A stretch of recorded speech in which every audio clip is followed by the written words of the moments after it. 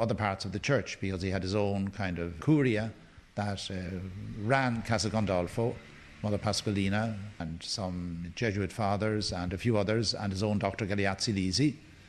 And the communication between them and the media was not great, so that apparently some of the press anticipated his death, and others then, when he died, had many stories about it.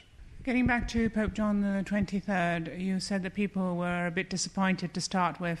I mean, we got this portly new pope instead of the austere and elegant figure of Pius XII, who introduced a whole new style into the papacy. That's right. I remember I was in the square the night that he was elected. And as far as I remember, it took several days to elect him. There was confusion about the white and the black smoke. Nobody could quite make out which was white and which was black. But eventually the feeling got around that he was going to be elected, and I was over there when he was announced. You knew who he was? No, I did not know who he was. In fact, most people didn't know who he was, because the announcement at that time was made in Latin. You know, Annuncio Vobis Gaudium Magnum, I announce your great joy. We have then elected a pope, and then they name him. But the people around me were saying, who is this man? Who is he? We have never heard of him before.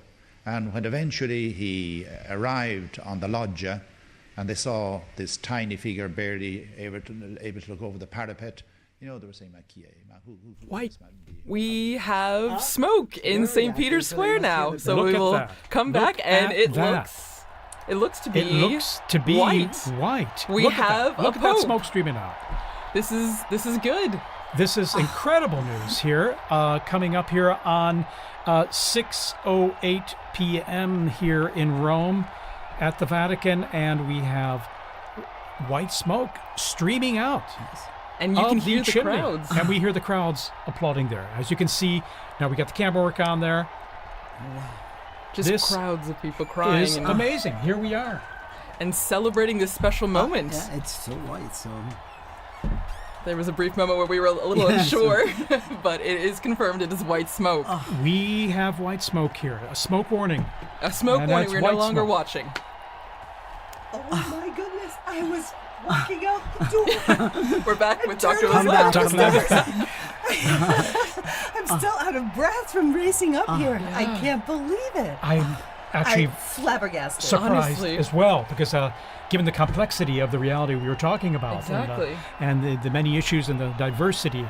But here we are, and look at our drone footage there. We're just cruising over the roof of the Sistine Chapel. Wow. We see the crowds. The bells ringing. The bells are ringing. It is 100% white smoke. The white smoke. And I mean, as we were talking about before, the crowds are... it's the square's packed. Yes. It's incredible. And that's probably small compared to what's coming in now. And that smoke just scared away our seagulls there, the little family there that was just relaxing on Sistine Chapel roof there.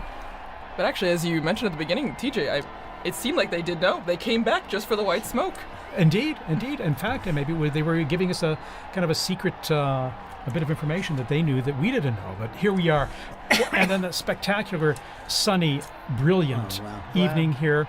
And you can even see from the perspective of the crowds there in St. Peter's Square, the white smoke billowing from the chimney, even as the sun starts going down behind the dome of St. Peter's there. Well, thanks be to God.